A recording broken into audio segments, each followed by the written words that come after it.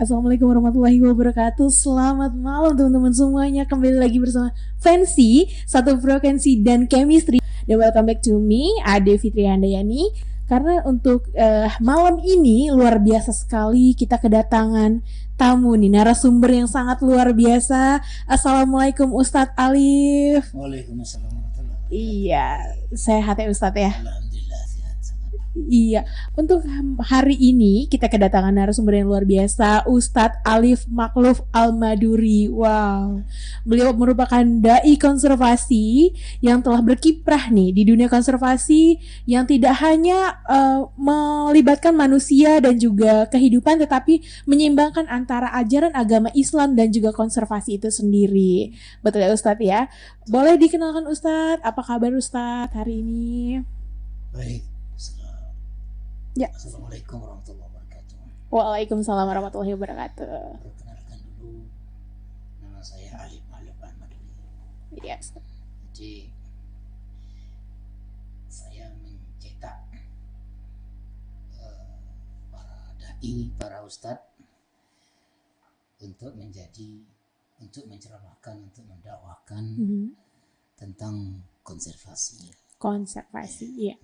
Dan pada dasarnya konservasi itu sebenarnya murni dari ajaran Islam sendiri. Murni dari ajaran Islam ya Ustaz ya. Tetapi mayoritas orang Islam tak memahami apa itu konservasi. Wah, luar biasa sekali. Jadi materi malam ini adalah konservasi murni dalam ajaran agama Islam. Oke, luar biasa. Kalau Ustadz Alif sendiri sebenarnya untuk di dunia dalam dai konservasi ya Ustadz ya? Mengapa disebut dengan dai konservasi sendiri dan sejak tahun berapa nih Ustadz untuk telah menjadi dai konservasi Ustadz? Pasnya itu saya lupa. Ya. Jadi waktu itu saya ngisi pengajian rutin dan tiba-tiba ada jemaah baru. Jadi ada Pak Zul dan Zul membawa Pak Yob. Carlos. Saya tanya tentang kerja, beliau menjawab bekerja memimpin di sebuah LSM yang bernama WF itu. Nah, saya tanya-tanya tentang WF itu apa. Jadi WF itu bicara tentang konservasi. Nah, saya di situ punya pesan. Sebenarnya yang merusak alam ini, yang merusak hutan itu bukan orang hutan. Nah, tetapi orang kota. Jadi permasalahannya ternyata bukan masalah ekonomi, tetapi iman. Luar biasa.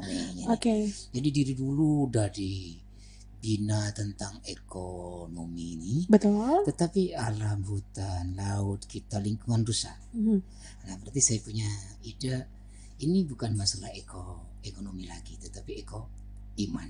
Nah, bagaimana kalau kita buat program untuk membina masyarakat itu dari mindset, pola pikir dan dari imannya itu. Kalau imannya bagus, imannya bagus, maka bisa dijamin itu ekonominya bagus gitu. Mereka tidak hanya mengambil manfaat dari alam, dari bumi, dari hutan, dari laut, tetapi mereka juga merasa memiliki lingkungan tersebut. Jadi dia merasa memiliki, dia bisa merawatnya untuk kelestarian alam itu sendiri, untuk kita, keluarga dan anak cucu kita. Jadi setelah itulah maka Pak Ayub Carlos mungkin mencari-cari data, dan kemudian konsultasi mungkin di MUI, orang-orang MUI, mereka mungkin kenal dengan Pak Ayu Prabowo di MUI, di Komisi Lingkungan Hidupnya itu. Kemudian dia mencari-cari tentang fatwa MUI, ternyata di fatwa MUI itu ada tentang pemerintah dan semua kalangan, semua lapisan harus membentuk dai yang namanya dai konservasi atau dai lingkungan hidup. Nah, dari situlah terus kita buat acara, kita undang semua perwakilan MUI yang ada di kabupaten, ya khususnya di Kabupaten Penyangga Tanggamus, Pesisir Barat, Pesibar dan Lampung Barat. Kita undang di Hotel Tihub, terus dipimpin MUI, saya itu cuman ide doang. Jadi bukan narasumber waktu itu. Jadi setelah pulang dari pertemuan itu, saya tanya ke WWF bagaimana perkembangan tentang ekoservasi, ternyata nggak jalan. Nah setelah itu Pak Ayub Carlos minta bagaimana supaya ada gerakan dari dai-dai konservasi ini. Saya katakan jangan undang mereka lagi ke kota, ke provinsi. Jangan undang lagi mereka tidur di hotel, kumpul di hotel. Betul. Tetapi kita harus turun ke daerah. Jadi, maka dibentuklah acara di Krui waktu itu di Pesisir Barat. Narasumbernya bukan saya, dari dosen Universitas Nasional UNAS, Dr. Bahrudin waktu itu, betul. Kemudian narasumber itu membawa buku, ada 2 buku. Pertama buku Fatwa MUI tentang lingkungan hidup, satwa juga. Kemudian ada buku karangan dia, kajian-kajian dia di daerah di seluruh dunia lah, dibukukan itu. Saya waktu itu mewakili MUI, dan kebetulan saya sekarang dimasukkan ke Komisi Dakwah.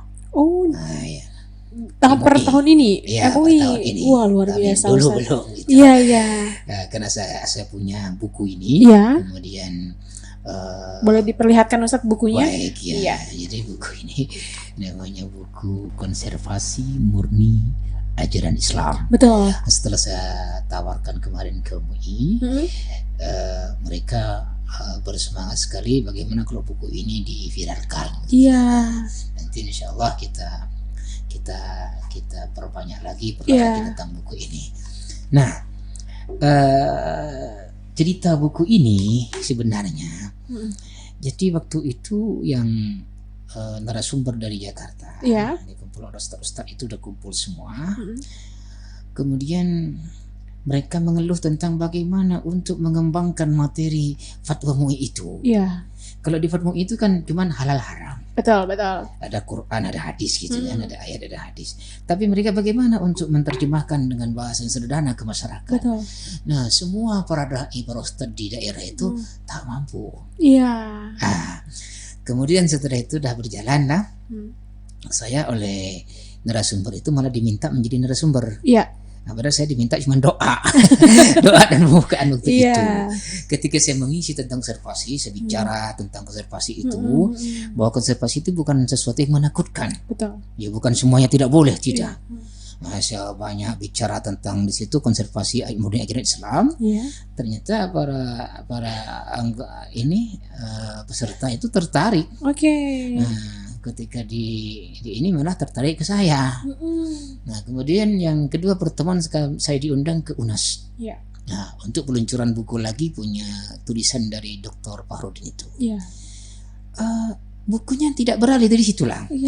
Jadi semua peserta dari Bandung, dari semua di seluruh Indonesia ini, mereka bertanya, saya paham tentang isi buku ini. Tapi kami kekurangan bahan untuk mengembangkan materi apa yang ada di buku ini. Nah, maka pihak WWF, WWF Lampung ini minta bagaimana saya menulis buku dengan bahasa yang sangat sederhana. Betul. Nah, jadi nggak ada lagi kecuali ceramah saya ditulis. Nah, penyakit saya kan tidak hobi nulis. Akhirnya terpaksa teman-teman di WWF nyiwa orang lah, seperti Mas Irfan itu, untuk menulis isi ceramah saya di daerah-daerah gitu. Nah, isi ceramah itu saya ditulis, dikumpulin di sini jadi buku jadinya. Maka saya kasih judul Konservasi Murni Ajaran Islam. Jadi desain buku ini bukan tulisan anak kampus, bukan tulisan dosen-dosen ilmiah gitu kan. Tapi ini ceramah. Tapi itu sangat ini loh Ustaz, saya bacanya sangat mudah, cepat dan tidak bikin pusing gitu loh. Tidak bikin pusing, nggak perlu banyak dalil lagi. Betul. Jadi setelah buku ini kita coba diberikan ke mereka, kita launching lah, ngebedah buku ini, mereka sangat tertarik. Jadi maka Kopilah ada 100, 200, 300, sampai 400 gitu. Mereka bestseller ya. Mereka punya murid. Iya, betul. Sedangkan untuk mengembangkan materi yang ada di Fatwa MUI itu mereka tak mampu dengan bahasa sederhana gitu. Betul. Nah, jadi buku-buku ini sudah di anak kecilnya bisa baca, nyambung gitu kan, mudah sekali. Contohnya kayak di covernya saya udah paham. Iya, kulu washrabu. Ini kan dasar daripada konservasi. Betul. Ya, ada tiga dasar. Nah, satu di depannya ini. Makanlah dan minumlah. Berarti di sini suruh makan, suruh minum, suruh ambil manfaat. Betul. Ya, minumlah dari alam itu, makan dari alam, makan dari laut, makan dari lingkungan. Betul. Nah, itu pesan pertama malah Quran bicara. Iya. Setelah adik saya teliti perintah makan minum ini di Quran itu ada 27 ayat. Allah suruh makanlah, minumlah, manfaatinlah. Cuman yang kedua di sini ada di ayat yang lain, wala tusrifu, jangan berlebihan. Jangan berlebih. Ya. Kalau berlebihan nanti gemuk. Jadi kalau berlebihan nanti anak cucu kita makan apa? Betul. Itu udah habis semua ya.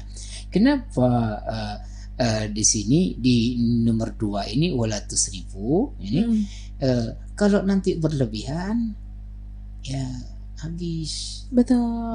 Alam akan rusak. Dan setelah diteliti kenapa berlebihan itu bisa merusak? Karena berlebihan itu ternyata salah satu tipu daya setan yang dimasukkan ke dalam otak, mindset pikiran manusia. Betul, Mas. Nah, ini yang kedua. Ini dasar daripada buku konservasi murni ajaran Islam ini. Yang ketiga, Allah pinta dengan kita kepada kita wala tufsidu. Wala tufsidu, jangan kamu rusak.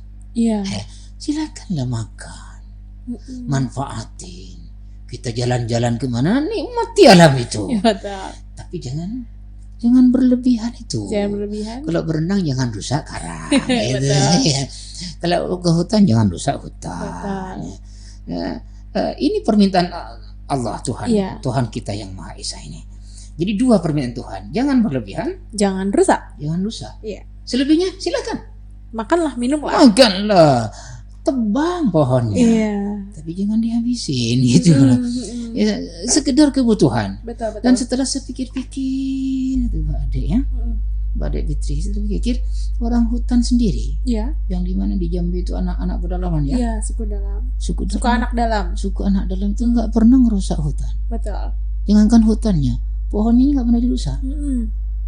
Jadi yang merusak alam, yang merusak hutan ini ternyata bukan anak hutan. Anak kota. Bukan anak kota. Melalui orang-orang yang ada di pinggir hutan itu. Betul. Nah, itu cerita terbitnya buku konservasi murni ajaran Islam. Konservasi murni. Berarti kalau misalnya ini program-program yang telah dilakukan, misal kayak untuk tadi kan ada buku gitu ya Ustadz ya. Selain itu mungkin Ustadz ke desa-desa atau misalnya ke ikut program apa gitu tidak Ustadz? Misal untuk yang bertemu langsung dengan masyarakat mengenai ajaran konservasi ini. Ya, memang saya belum pernah langsung ke masyarakat langsung. Karena mungkin karena saya jauh gitu. Betul. Makanya dibentuklah tokoh-tokoh para ustadz-ustadz ini. Mereka yang menceramahkan. Kita sudah punya 22 dai konservasi yang sudah paham betul memahami konservasi ini. Jadi banyak ustadz itu berterima kasih Pak Ustadz. Dulu saya tak paham apa itu konservasi. Setelah ada datang ustadz, ada pelatihan, ada buku konservasi murni ajaran Islam ini, kami bisa paham tentang konservasi. Dulu ada yang juga tak berani bicara tentang konservasi di masjid-masjid. Takut ya, karena bicara konservasi ini kan banyak musuhnya gitu. Betul. Banyak inilah. Jadi kata saya sampaikan konservasi itu apa? Etimologi konservasi itu apa? Kalau ada 3 gitu ya. Betul, jangan sepotong-sepotong. Taunya mereka orang kampung itu konservasi itu nggak boleh nebang, nggak boleh nanam, nggak boleh merusak. Ya kalau merusak memang nggak boleh, tapi mengambil manfaat dari hutan itu perintah Tuhan. Betul. Itu perintah Tuhan. Tidak ada yang melarang mengambil manfaat daripada lingkungan, tidak ada. permintaannya cuman jangan rusak berlebihan dan jangan rusak. Jangan dirusak, itu saja sih. Kalau Ustadz bilang di buku ini ada konservasi itu ada 3, pemanfaatan, kemudian pengawetan dan juga perlindungan. Itu tadi mencakup tadi jangan berlebihan dan juga jangan rusak tentunya ya. Betul. Luar biasa. Itu terminologi dan etimologi dan terminologi tentang konservasi. Jadi saya sudah tanya ke teman-teman semua sebelum saya melihat di kamus bahasa Indonesia kan. Nah, jadi tanya apa itu konservasi? Ternyata konservasi itu kata konservasi itu terdiri dari 3 unsur. Ingat itu teman-teman ya, semua masyarakat lah, semua lapisan lah ya. Pertama pemanfaatan atau intifa dalam bahasa Arab. Ya, intifa al-alam. Kita manfaatin alam itu. Itu perintah Tuhan. Betul. Ya, Allah sengaja ciptakan alam yang indah ini. Allah ciptakan hutan, laut, darat, laut semua untuk siapa? Lakum. Manusia. Untuk kalian semua manusia. Walladzi khalaqalakum ma fil ardi jami'a. Dialah Allah yang menciptakan bumi ini lakum untuk kalian. Tapi kata lakum ini lakum kalian. Selagi ada kalian. Berarti kalau kalian sudah enggak ada, ke anaknya masih lakum. Masih. Kalian. Kalian siapa? Ya kamu dan anak-anak kamu. Makanya jangan dihabisin itu. Jadi kata lakum di Quran itu untuk semua. Luas gitu. Jadi tidak hanya untuk kita. Betul. Untuk keluarga, anak cucu, keturunan kita. Itu kata lakum. Betul. Ya. Memanfaatkan alam itu bagian dari konservasi. Jadi konservasi itu biar nggak salah paham mereka. Betul. Konservasi itu ada 3 unsur. Yang pertama pemanfaatan. Manfaatkan apa yang ada di dalam ini. Potensi alam ini kita manfaatkan. Betul. Ya. Kemudian yang kedua pengawetan. Nah, diawetkan. Jangan dihabisi. Nah, kalau kita berlebihan nanti ya habis dong, nggak ada awet lagi. Betul. Iya, semuanya dimakan. Iya. Yang ketiga selain pengawetan, perlindungan. Tidak dirusak. Nah, jadi silahkan manfaatkan alam ini, ambil kebaikan alam ini, ya. Tetapi pesannya jangan tolong jangan dirusak, diawetkan dan dilindungi. Nah, itu yang dimaksud tadi di cover buku konservasi Murni Airan Israel ini, kulu wasrabu. Silakan makan. Kalau butuh pakaian silakan. Tebang pohonnya untuk kertas, untuk apa kebutuhan kita gitu kan. Ambil ulatnya untuk sutra gitu kan. Ambil madunya gitu kan. Kalau nggak diambil nanti madunya akan dimakan beruang kan. Cuman pesan Tuhan itu wala tusrifu. Ini perhatikan, wala tusrifu wala tufsidu. Jangan kau habisi dan jangan kau rusak. Itu saja sih pesan Tuhan. Tuhan tidak pernah melarang mengambil manfaat dari hutan, dari laut, dari lingkungan kita. Tidak. Kita hidup dari lingkungan. Dan lingkungan akan memberi kehidupan untuk kita. Nah, saya banyak kasih prinsip ya. Berbuatlah baik kepada alam, maka alam akan memberikan yang terbaik untuk kita. Berikan yang terbaik untuk alam, maka alam akan memberikan yang terbaik untuk kita. Luar biasa banget. Jadi dari tadi ada tagline dari Ustadz, ya kan, yang luar biasa ya. Kalau sekarang ini berikan yang terbaik untuk alam, maka alam akan memberikan yang terbaik untuk itu kita. Hukum alam seperti itu. Betul. Itu kalau kita berbuat jahat pasti akan balik lagi ke kita. Itu bukan hanya hukum alam tapi hukum Islam. Betul. Innama baghiyukum ala anfusikum. Keburukan itu akan menimpa dirimu sendiri. In ahsantum li anfusikum. Kalau kamu berbuat baik kepada alam, maka kebaikan itu akan kembali kepada dirimu sendiri. Ini Quran bicara. Ini bukan Ustaz bicara. Berarti memang Islam itu sangat Ustaz? Sangat sempurna ya. Komprehensif, sempurna, lengkap. Yang enggak komprehensif, yang enggak lengkap orang Islamnya. Tapi benar sih Ustaz. Kalau misalnya kita bicara jangan gitu ya. Kalau misalnya di masyarakat nggak mau dengar mereka ya Ustaz ya. Tapi memang harus dengan iman, dengan pelan ya Ustadz ya. pendekatannya itu yang saya salut banget dari Ustadz, ini keren loh. Eko imannya itu. Eko iman. Ekonomi, dari sekolah ekonomi terus. Iya. Di SD bicara ekonomi terus. Iya. SMP ekonomi terus ya. Iya, SMA ekonomi, kuliah ekonomi juga. Tapi ujung-ujungnya ngerusak alam. Betul. Iya, ketika jadi pejabat dia koruptor. Betul. Iya, ketika jadi pejabat dia merusak tatanan pemerintahan. Betul. Nah, ketika dia jadi dia merusak teknik tani yang orang kehutanan merusak hutan. Jadi yang tertinggal iman. Nah, kalau imannya bagus, hatinya bagus, maka tangannya akan berbuat bagus untuk seluruh alam. Betul. Bukan hanya manusia. Betul. Nah, makanya ada rahmatan lil alamin. Iya. Ya. Islam itu menyebarkan kedamaian dan kasih sayang untuk semua alam. Dan alam ini kalau saya baca di tafsir besar itu, ya, alam ini ada 1000 macam jenisnya. Jenis alam. Betul. Kalau nggak percaya hitung sendiri dan teliti sendiri.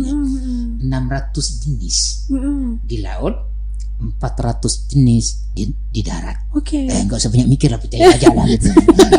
Alam apa aja nih? Ya, jenisnya. Oke. Ini kan ada jenis ikan. Oke, ya. Itu kan alam. Betul. Ya, ada jenis apa? Itu jenis-jenisnya maksudnya. Bukan dihitung per makhluknya gitu. Nah, ada jenis manusia, ada jenis jin, ada jenis binatang. Binatang juga banyak jenis gitu lah. Nah, jenisnya itu banyak di laut malah. Maka syukur sekali kita punya banyak laut. Maritim. Iya. Cuman apakah kita bisa memanfaatkan itu? Apakah kita bisa memanfaatkan? Apakah kita bisa melestarikan? Apakah kita bisa menjaga nikmat yang sangat indah ini, sangat cantik ini, lebih cantik dari badan.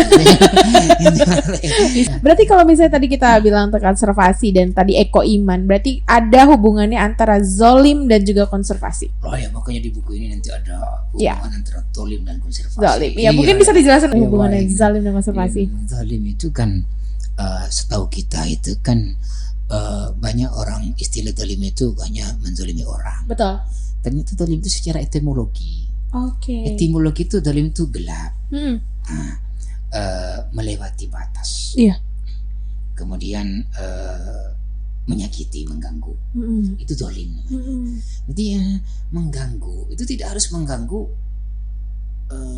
orang, tapi alam gitu kan. Itu secara etimologi. Tapi kemudian makna etimologi yang keempat itu wad'u syai' fi ghairi mahalli. Saya tulis itu wad'u syai' fi ghairi mahalli, menaruh sesuatu yang bukan tempatnya. Itu zalim. Secara etimologi. Datang terlambat, zalim. Itu zalim. Karena tidak tepat waktu. Kebanyakan makan, zalim. Itu zalim.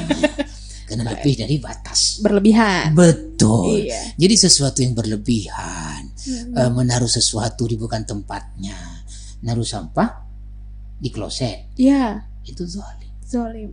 Dosa besar. Tidak hanya mukul orang saja, tidak hanya fitnah orang saja zalim itu. Naruh sampah sembarangan itu zalim. Luar biasa. Begitu banyaknya orang zalim. Betul. Islam pula itu. Makanya dengan buku ini saya ingin menjelaskan bahwa zalim itu tidak hanya menganiaya orang, tidak hanya memfitnah orang, tapi menaruh sesuatu yang bukan tempatnya, itu juga zalim. Parkir sembarangan, zalim. Malak sembarangan, zalim. Itu juga zalim. Jadi banyak luas. Nebang pohon sembarangan, zalim. Nanam pohon sembarangan, juga zalim. Jadi tidak hanya nebang, nanam kalau sembarangan juga zalim gitu. Makanya banyak di antara kita pemahaman zalim itu menganiaya orang. Betul. Tidak, kita mohon maaf nih ngerokok. Di jalan dibuang putung rokoknya, zalim. Di kamar mandi juga dibuang. Itu kan menaruh sampah bukan pada tempatnya. Itu zalim secara etimologi, dan itu sangat dibenci oleh Allah Subhanahu wa taala.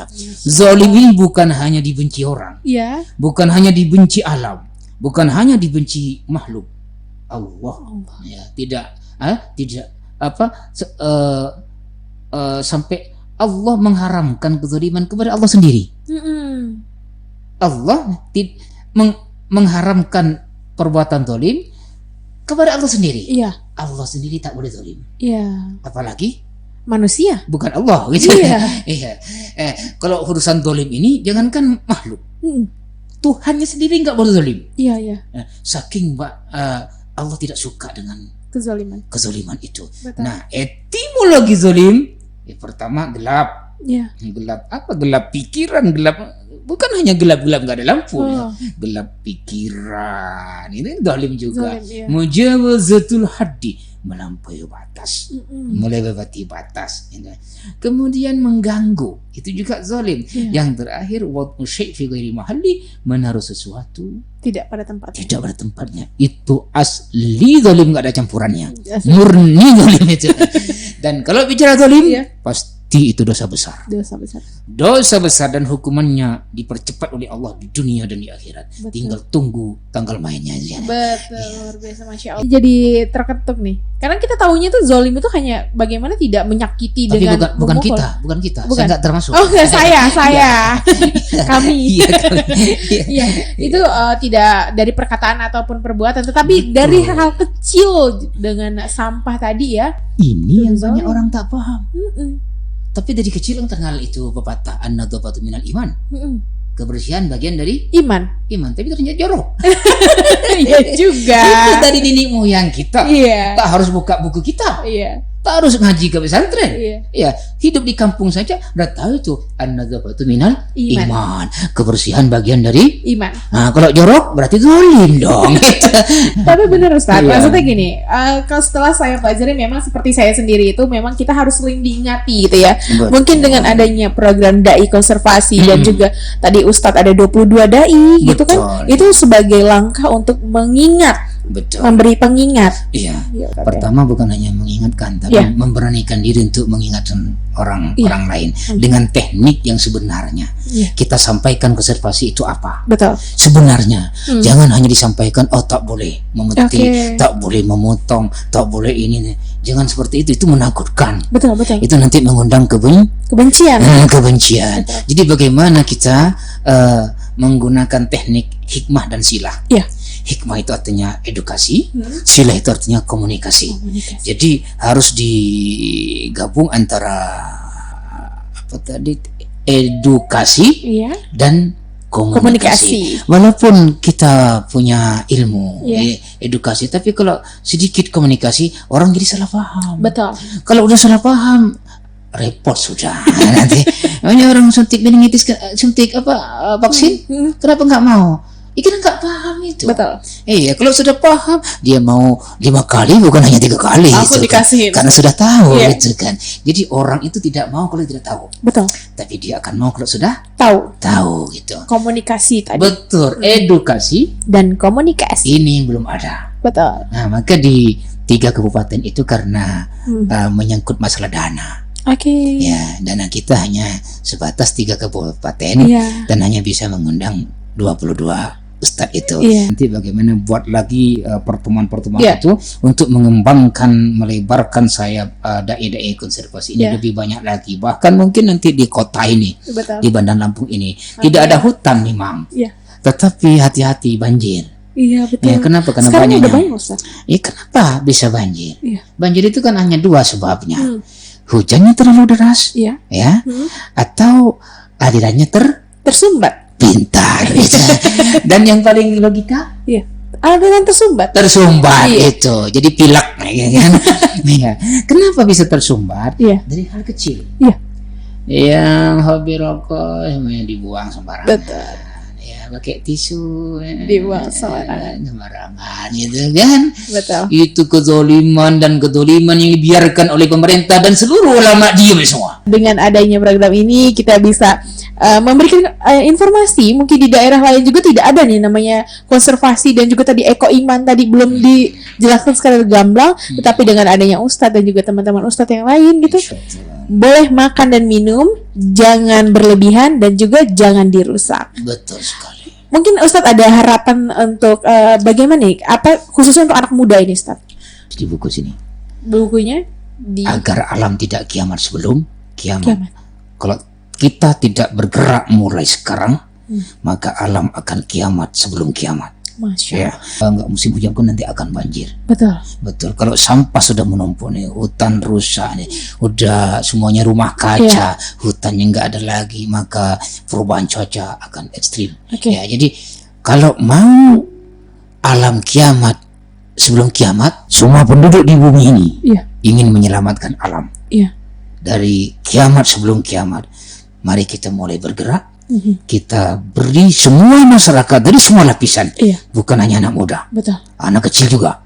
Kita ajari tentang konservasi ini, ya, memanfaatkan alam, menjaga dan melindungi alam. Sesuai dengan pepatah kecil kita, an-nadhafatu minal iman, kebersihan daripada iman bicaranya, faktanya tidak. Mari kita edukasi dan komunikasi. Saya minta dukungan kita semua. Betul. Baik, terima kasih sekali Ustadz Alif untuk malam ini telah hadir di sini. Kita harus banyak mengulik ini tentang bagaimana sih eko iman dan juga konservasi untuk kedepannya juga demi kebaikan umat manusia dan juga bumi kita tercinta. Iya, kalau bisa tadi kita bilang lah, makanlah, minumlah, jangan berlebihan dan jangan rusak. Terima kasih untuk podcast malam ini dan bersama Ustadz Alif, saya Ade Fitria dan sampai jumpa di podcast kita selanjutnya. Wassalamualaikum warahmatullahi wabarakatuh.